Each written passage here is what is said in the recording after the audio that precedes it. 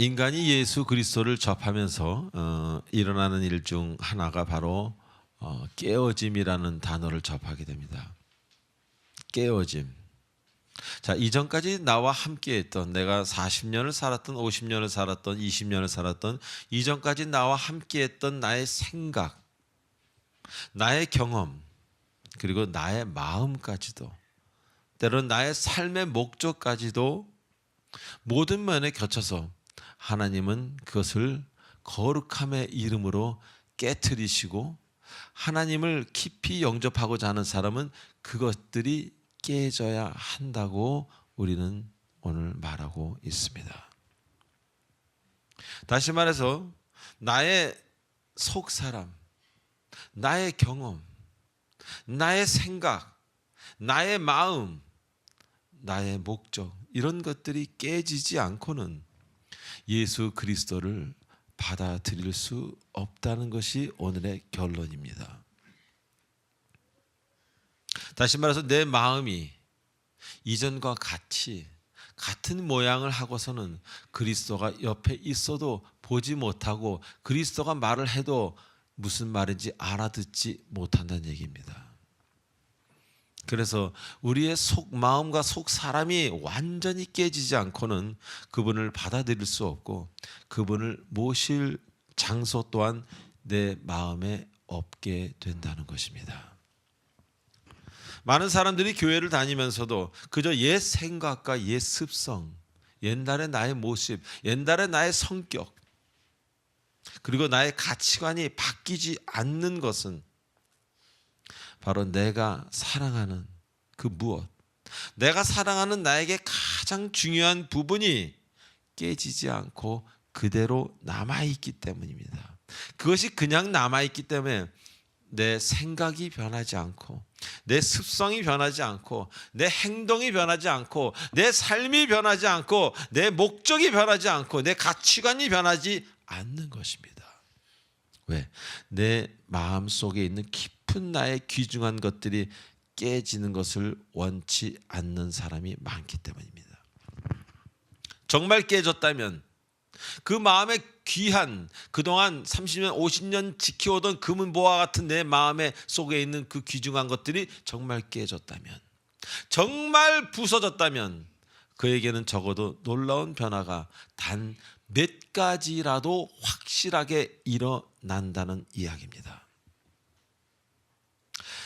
자, 오늘 본문은요, 예수님이 부활 이후에 두 제자가 엠마오로 걸어가면서 하는 이야기입니다. 근데 그 엠마오로 걸어가는데 부활하신 예수님이 나타났습니다. 그들에게 말을 걸었습니다. 그럼에도 불구하고 그들은 예수님을 알아보지 못했습니다. 그리고 이 사건은 복음서에 나타나는 많은 사건 중에 매우 유명한 사건으로 기록되어 있습니다. 오늘 성경은 이렇게 말합니다.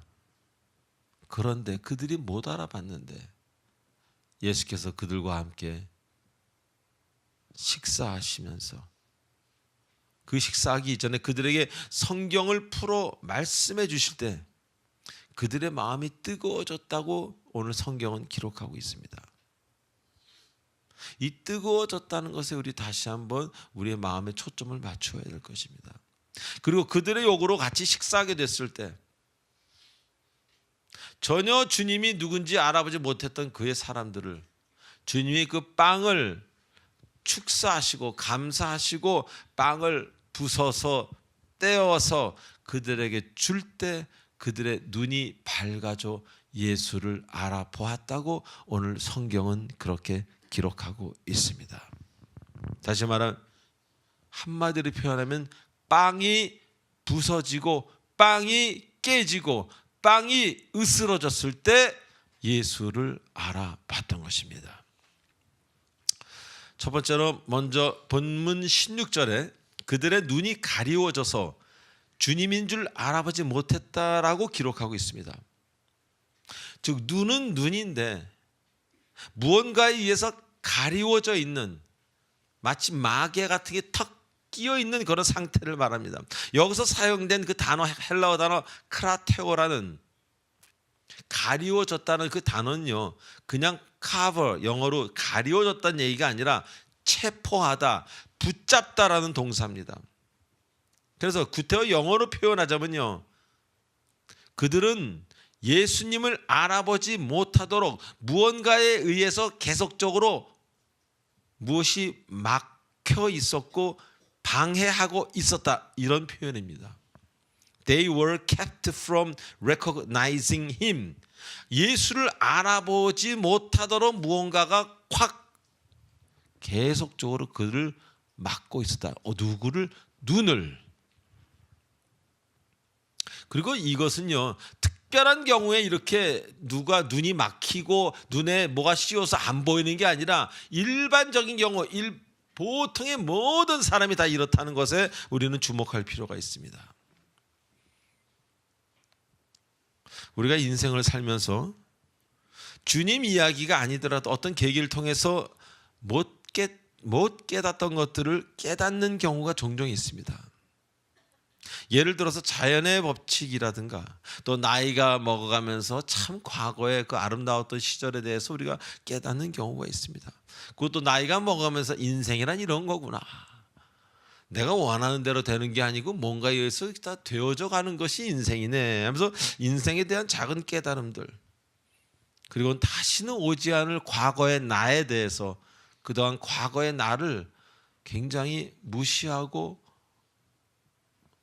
나쁘게만 생각했던 사람들이 나이가 들어갈수록 그 과거의 나가 현재의 나를 만들어줬다는 그 과거에 대한 귀함을 깨닫는 것 등 예전과는 다르게 무엇을 깨닫고 알아가는 경우가 종종 있다는 것입니다.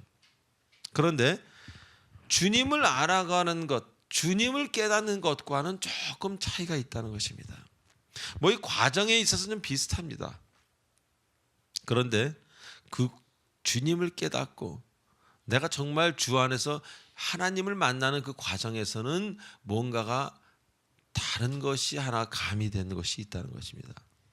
그냥 때가 되면 저절로 깨달아지는 몇 가지 고통을 통해서 인생을 깨달아져가는 그 일반적인 일들과는 현저하게 다르게 하나님의 현존과 실체, 그리고 그분이 내 인생에서 역사하심을 내 마음의 눈으로 온전히 볼 수 있는 사람은 바로 나의 소중한 부분이 완전히 파쇄된 사람이어야 가능하다는 얘기입니다. 다시 말해서 내 소중한 것이 깨지지 않고는, 내 소중한 것, 그 마음이든 무엇이든 내 소중한 것이 완전히 깨져서 파쇄되지 않고는 예수님을 알아볼 수 없다는 겁니다. 눈에는 보이지만 가슴으로는 보이지 않는 예수가 될 것이고, 성경에서는 예수님이 나타나는데 내 인생에서는 나타나지 않는 예수님으로 그치고 말 것입니다.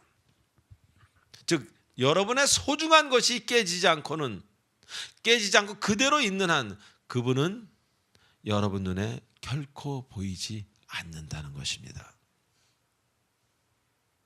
자, 오늘 본문에서 이야기하는 빵이 뭡니까? 빵입니까? 저 바깥에 나가면 사는 빵입니까? 아닙니다. 이 빵은요, 생명을 의미합니다. 생명을 생명되게 해주는 게 빵입니다. 그 생명 같은 여러분의 그 귀한 그 생명 같은 무엇이 부서질 때 여러분 마음에 안 보이던 것들이 보이기 시작한다는 것입니다. 죽을 뻔한 사람, 다 죽다가 살아난 사람, 그런 사람들이 마음의 눈에 다른 것들이 보여서 이전 삶과 다르게 아름다운 삶을 사는 경우가 많이 있습니다. 왜? 보지 못하던 것들이 보이기 시작하기 때문입니다. 그래서 내 속사람이 형체를 알아볼 수 없을 정도로 깨지고 파쇄될 때 비로소 우리 눈에 뭐가 보이냐? 비로소 우리 눈에는 가난한 사람이 보입니다. 그리고 내가 향유하고 있는 이 물질이 내 게 아니라 주님이 허락하신, 나는 줄을 잘 선 사람이구나. 저 아프리카에 못 사는 집안에 막내 아들로 태어나서 굶어 죽을 수도 있었는데 이렇게 태어나서 한국에 태어나서 이런 일을 하게 하신 게 내가 잘난 건 줄 알았는데 그게 아니었구나라는 것을 깨닫게 되는 것입니다. 그래서 가난한 자를 돌아보게 되는 것입니다. 왜? 그 가난한 자가 나일 수 있기 때문입니다. 그리고 가난한 자를 생각하게 되면서 예수 그리스도의 오심을 생각하고 나 때문에 죽으신 십자가를 생각하게 됩니다. 그리고 그동안 내가 나의 귀중한 것이 깨지기 전까지 내가 즐겼던 일들이 얼마나 유치하고 더러운가를 진정 깨닫고 회개하게 됩니다. 그래서 더러움을 온전히 더러움으로 볼 수 있기 때문에 이제 하나님이 보이기 시작하는 겁니다.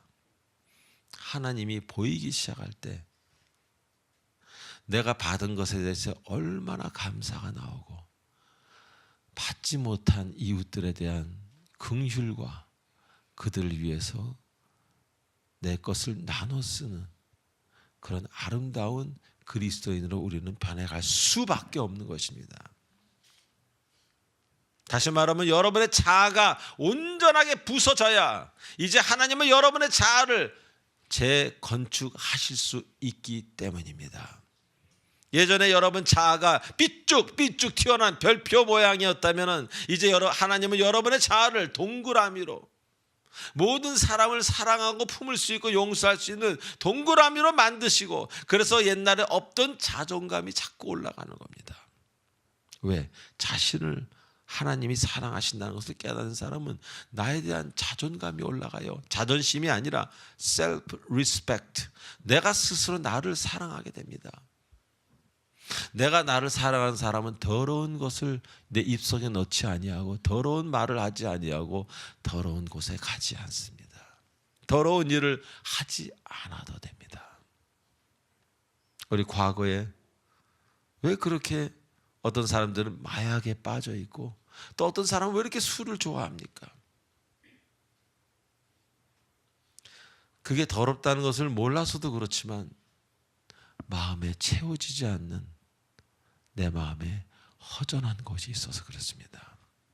그래서 이 허전함을 도피하려는 마음이 나를 괴롭히는 마음이 너무 많을 때 우리는 그 어디로 도피하기 위해서 그런 것들을 사용하기도 하고 그냥 하나님 안에서 성령의 은혜를 모르고 기쁨을 모르고 감사를 모르기 때문에 쾌락을 즐기기 위해서 그냥 술도 하고 마약도 했던 과거를 가진 사람들도 우리 중에는 있을 것입니다. 그리고 꼭 그런 이유가 아니더라도 여러 가지 이유로 그런 것을 행한 사람들이 많을 것입니다. 그러나 어느 날 내 안에 자존감이 회복된다면 내가 나를 엄청 사랑하는 것이 아니라 주님이 나를 사랑하는 것을 알기 시작한다면 그것에 손이 가지 않습니다. 마약 중독자가 자신의 사랑하는 자녀에게 마약을 권하는 예가 있습니까? 정말 그것이 해서 현실 도피가 잘 되고 야 정말 좋더라. 야 며느리야 너도 좀 해봐라. 사위야 너도 좀 해봐라. 너 히로뽕 해봤니? 이런 부모는 있을 수 없다는 얘기예요. 왜? 얼마나 자신이 괴로우면은 더러운 줄 알면서 그 더러움에서 뒹굴었기 때문에 나는 둥글지라도 너희는 그러지 말라라고 얘기하는 겁니다. 세계적으로 유명한 영국 밴드 롤링 스톤즈라고 여러분 다 아실 것입니다. 제가 별로 좋아하지는 않는 사람들이지만 그 리드 보컬인 믹 제거라는 사람, 이 사람도 참 인생을 험악하게 보냈죠. 뭐 데이비드 보위하고 한때는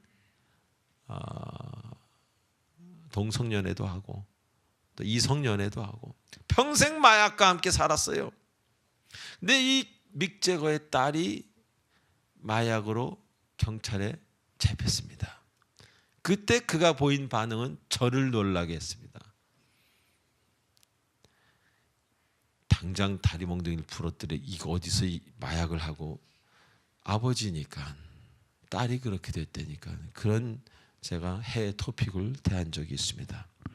바로 자신은 그럴지라도 딸을 너무 사랑하기 때문에 너는 그러지 말라라는 겁니다. 자, 이렇게 하나님도 여러분을 사랑하시기 때문에 마음을 깨트리십니다. 왜?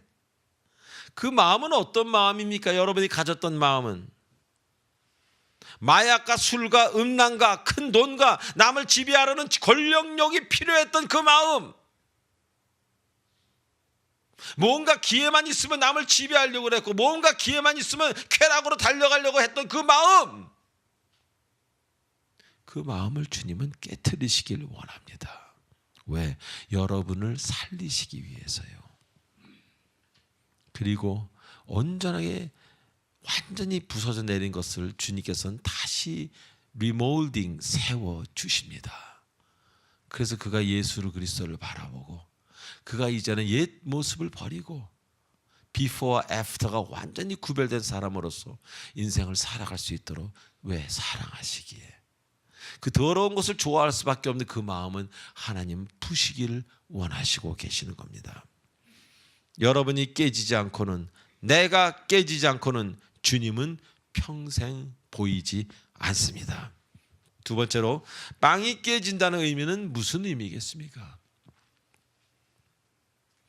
빵은요, 그냥 it's just bread가 아니라 빵은 예수님의 몸을 의미합니다. 예수님의 몸이 깨지는 이 성찬식, 예수님의 피를 우리가 먹는, 피를 내 피와 재수혈해서 내 피를 바꿔버리는, A형이 J형으로 바뀌는 그 성찬식을 통해서 우리 마음에 하나님을 계속 각인시키는 겁니다. 그 작업이 바로 성찬식이요, 그 작업이 바로 예배라는 것입니다. 그래서 예배 의식 없이는요, 믿음이 저절로 자라나는 경우는 결코 없다는 겁니다. 왜? 빵이 부서지지 않기 때문에. 예배가 없다는 것은 빵이 부서지지도 않았고 예수님 피를 흘리지도 않은 겁니다. 그 어떤 사람도 예배와 멀어지면 그래서 어느 날부터 하나님이 보이지 않는 것입니다. 저는 성도님들 이렇게 대하면서 자꾸 세상 일이 바빠서 교회를 가끔 비우시는 분들을 봅니다. 그 비우는 정도가 점점 그러다 많아집니다. 그러다 그분은 어느 날 안 보이십니다. 그래서 우리는 날마다 예배의 삶을 살아야 돼요. 제일 첫 번째로 여러분이 두어야 될 것이 바로 하나님이요 예배라는 겁니다. 그래서 저는 주일날 예배 전에는 아무 일도 하지 않습니다. 기도와 말씀 외에는 어떤 조그만 일도, 식사도 안 하고 아무것도 하지 않아요. 왜? 예배가 그렇게 중요하기 때문에 그렇습니다. 저한테는 특히, 저는 예배 없이는 살 수 없는 사람입니다. 여러분이 다 제 곁을 떠난다 할지라도 저는 혼자라도 집에서 예배를 드려야 됩니다. 예배 없이는 못 사는 인간이 됐기 때문입니다. 우리가 날마다 예배의 삶을 살지 않는다면, 그가 목사든 신부든 수도사든 어떤 성인이든 간에 그에게 예배를 드릴 시간이 없다면 그는 언젠가 예수님이란 나무에서 꿍 하고 떨어질 날이 반드시 올 것입니다. 예배는 주님과의 만남의 시간입니다. 아니, 사람도 자주 만나지 않으면 멀어지지 않습니까? 하나님과의 관계는 어떻겠습니까? 사람과의 관계에서 자주 만나지 않으면 멀어진다는 그 사이에는 아무것도 없어요. 그러나 우리가 예수님을 만나는 그 관계에서 만나지 않을 때는 반드시 악한 영이 존재한다는 겁니다. 그래서 자꾸 미움을 심어지고 예배와 더 멀어지도록 그들이 노력한다는 것입니다. 자, 우리 기독교인들이라면은 누구라도 하나님을 만나고 싶어하고 하나님과 동행하고 싶어하고, 어떻게 하다 그렇게 하나님을 만나셨어요? 간증 한번 들어보십시다. 그럽니다. 그러나 세월이 지나서 1년 교회를 다니고 5년 다니고 10년 다니고 20년쯤 다니면은 믿음도 식어버리고 다시 옛 모습이 꿈틀대며 살아납니다. 그래서 다시 세상으로 돌아가는 사람들도 있습니다. 목회를 수십 년 하고 세상으로 돌아가는 사람들도 많습니다. 물론 그렇지 않고 계속 잘하시는 분들도 계시죠. 목회자뿐만 아니라 많은 크리스천들이 어느 날 그분이 날 참견하는 그분이 부담스럽게 느껴지는 사람들이 있습니다. 처음에는 그분의 평안, 그분이 도와주심이 너무 감사했는데 어느 날부터는 그분이 쫓아다니는 게 귀찮은 거예요. 왜 절 쫓아다니십니까? 이렇게 믿음이라는 것은 지키는 것이 쉬운 것만은 아닙니다.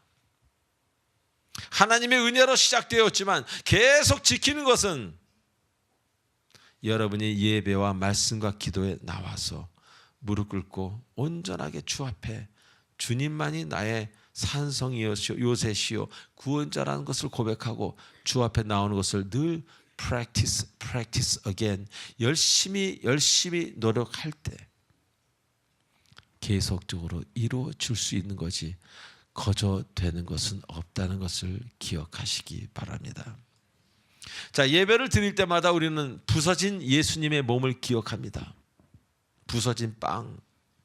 예배를 드릴 때마다 우리는 피 흘리신 예수님을 기억합니다. 포도주는 술을 말하는 게 아니에요. 예수님 흘리신 피를 말합니다. 성경에서 말하는 포도원은요, 생명의 근원이 되는 장소를 말합니다. 십자가를 다시 생각나게 하는 것도 바로 예배입니다. 예배를 자꾸 거른 사람들, 영적인 감기 걸렸다가 영적인 병에 걸리고 자꾸 멀어집니다. 십자가가 멀어지면 이상하게 주님의 뜻이 힘들어지고 귀찮아집니다. 그때 되면 이미 때는 늦은 겁니다. 그리고 아까 말씀드린 것처럼 크라테오라는 그분을 깨달으려고 그러는데 눈을 콱 막고 있는 그 무언가가 있다는 거예요. 그것을 믿는 것이 바로 크리스찬의 믿음입니다. 성령이 있다는 것을 믿는 것처럼 악령, 사탄이 있다는 것을 반드시 믿는 것도 믿음입니다. 그래서 우리가 믿음의 경주를 하는 거예요. 가만히 있는 것이 아니라. 그렇게 여러분을 깨닫지 못하도록 막고 있는 것이 있기 때문에, 여러분을 주님 곁으로 가지 못하도록 철저히 막고 있는 것이 있기 때문에 그것을 벗겨내고 나는 갈 거야 라고 담대하게 예수께로 나가려면 그분의 피와 그분의 부서진 몸이 필요합니다. 그것이 바로 예배에 나와 하나님의 음성을 듣는 겁니다. 그리고 하나님을 만나는 겁니다. 가슴속으로. 이게 바로 성찬식이요, 이게 바로 예배입니다. 가만히 있으면 자연히 주님과 멀어집니다. 노력하지 않아도. 주님과 가까워지려면요, 지금만큼이라도 유지하려면요, 워터폴러라는 수구 선수들이 물에 떠 있기 위해서 끊임없이 발을 막 이래야 물에 떠 있듯이 불신과 세상 그리고 쾌락이라는 물속으로 가라앉지 않으려면은 끊임없는 여러분의 영적인 노력이 필요하다는 것입니다. 베드로가 물 위를 걷다가 의심하자 물에 빠졌다고 성경은 기록하고 있지 않습니까? 여러분이 영적으로 강건하지 못할 때 물 위를 잘 걷던 사람이 어느 날 물속으로 쑥 들어갑니다. 그 물속은 불신, 세상, 쾌락, 미움, 비교 등이 판을 치는 그곳, 그 물속으로 여러분은 빠질 수밖에 없는 것입니다. 자, 마지막으로 32절에 성경을 풀어주실 때 우리 속에 마음이 뜨겁지 아니하더냐라고 말씀하십니다. 우리의 마음이 말씀으로 충만하여 적당히 뜨거워야 된다는 것입니다. 실족하거나 타인을 힘들게 하는 사람들 대부분 마음이 예전과 달리 냉랭해진 사람들입니다. 믿음 생활에서 예배, 말씀, 기도, 선행 등 충성하지 않는다면 언제든 우리들의 마음은 냉랭해질 수 있습니다. 예수를 믿은 지 온전하게 거듭난 지 20년 되는 저도 자꾸 냉랭해질 때가 있어요. 그러면 눈물 흘릴 수 있을 정도로 기도를 해야 됩니다. 눈물이 흘릴 수 있다는 건요, 그것은 감사한 겁니다.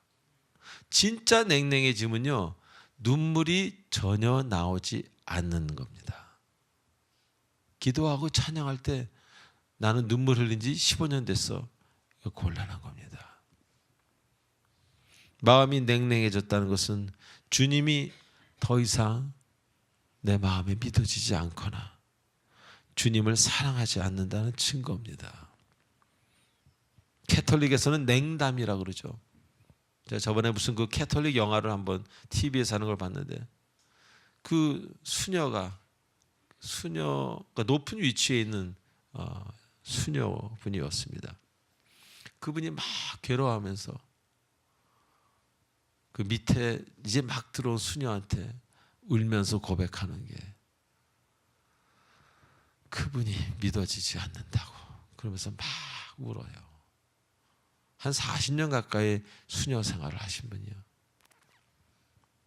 그 영화를 보면서 야, 저게 정말 얼마나 힘들까 저분이 지금. 물론 영화 배우가 연기를 하는 거지만 우리 주변에도 그런 분들이 있습니다. 캐톨릭을 믿던 기독교를 믿던 마음이 냉랭해지기 시작할 때 우리는 정신 차려야 됩니다. 신부도 그러고 수녀도 그러고 목사도 그러는데 하물며 여러분은 얼마나 쉽게 냉랭해지겠습니까? 냉랭해졌다는 얘기는 식었다는 이야기입니다. 그래서 연인과의 사랑이 식었다라고 그러지 않습니까? 똑같습니다. 하나님과의 사랑이 식으면은 눈물도 마르고 뭐 이 정도는 해도 되겠지, 이런 마음이 자꾸 생기는 겁니다. 사랑하는 성도 여러분, 지금 예수님을 뜨겁게 사랑하십니까? 뜨겁다는 표현을 썼어요. 그 말씀을 풀어줄 때 우리의 마음이 뜨겁지 아니하느냐? 여러분 마음이 뜨겁습니까? 지금 예배를 드리고 교회에 왔을 때 은혜 충만하고 뜨거워집니까? 저는 어제 보울링 그 대회를 여러분 하시는 것을 보면서 제 마음이 막 힐링이 되고 뜨거워졌어요. 주님, 이건 보울링 부흥회군요. 하나님은 참 너무 고맙고 감사한 하나님, 어떤 수단을 통해서라도 우리를 위로해 주시는 그 사랑하는 하나님께 감사를 드리지 않을 수 없었습니다. 주님을 뜨겁게 사랑한다면 여러분의 모든 것은 정상적으로 돌아가고 있다는 증거입니다. 주님을 뜨겁게 사랑하는 사람이 자식이나 배우자나 부모를 보고 이제는 끝을 내자 그러고 단절하는 사람은 없습니다. 단절했던 사람이라도 마음이 뜨거워지면은 다시 부모를 찾아가서 무릎 꿇고 회개를 하게 되고, 자식에게도 그런 말을 하게 되고, 깨졌던 관계마저도 회복되는 것이 바로 뜨거운 그리스도 마음 주신 마음입니다. 그리고 그 마음은 내가 죄인인 것을, 내가 못난 것을 깨닫는 시간입니다. 사랑하는 성도 여러분,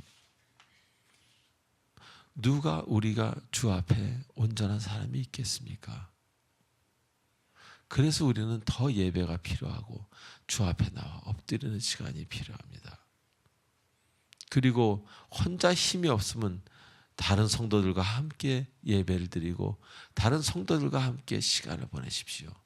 세상 사람은 아니라, 세상 사람들하고 만나면 더 힘듭니다. 그럴 때 교회 사람들, 내 영적인 것을 해결해 줄 사람, 같이 이해해 줄 사람 만나서 차례도 한잔 마시든지 또 보울링을 치시든지 뭘 하든 간에 예수를 믿는 사람, 두 사람 이상이 모인 자에는 주께서 함께 하시는 그 약속을 여러분 다시 한번 깨닫게 될 것입니다. 문제는 그것이 문제가 아니고 여러분이 어떤 마음을 가지고 있느냐가 그게 가장 중요합니다.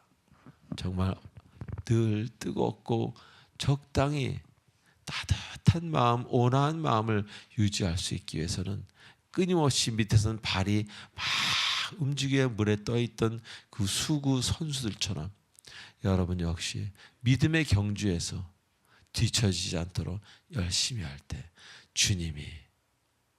주님이 여러분 생각하는 것보다 훨씬 더 크게 나타나셔서 주여 내 잔이 넘치나이다. 주여 내 잔이 넘치나이다. 내가 물된 동산이 되었나이다 라고 고백하시는 여러분 되실 것입니다. 그래서 기쁨을 감출 수 없는 여러분 되시길 주 예수 그리스도의 이름으로 축원드립니다. 기도하시겠습니다.